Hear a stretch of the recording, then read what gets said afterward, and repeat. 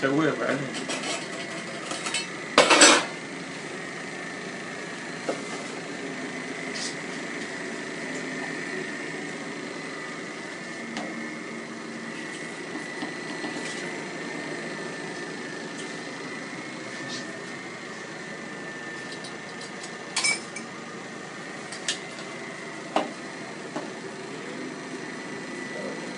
وإيش سوي الحين أبو طارق؟ الحين طال عمرك نحط الرز على اللحم ها؟ على اللحم على طول.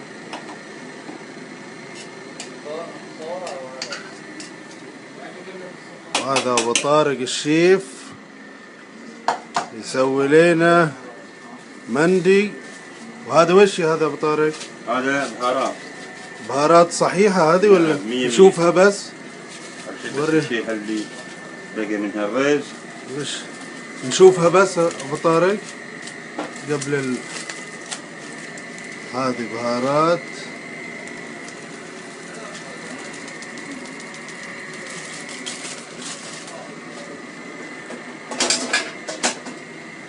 بس نبغى ملح. لا هذا قهوة. مصطفى ملح بس شوي من داخل. ملح. أوه هذا الشيف أبو طارق يزبط الموضوع.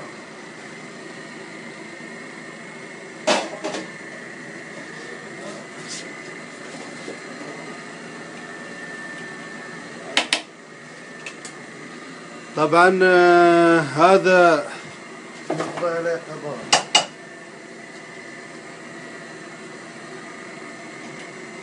فكرة عبد الله عقيلي يا ابو طارق. هذه جاك الملح يا ابو طارق.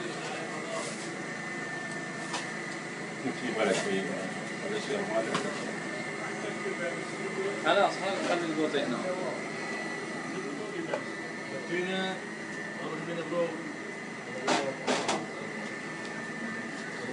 ماجي تحط له ماجي يا ابو طارق ولا؟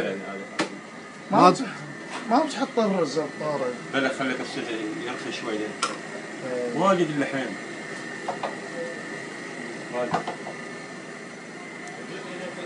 ابو طارق هذا يكفي له كم شخص هذا؟ 5 اشخاص. بس اللحم صار واجد.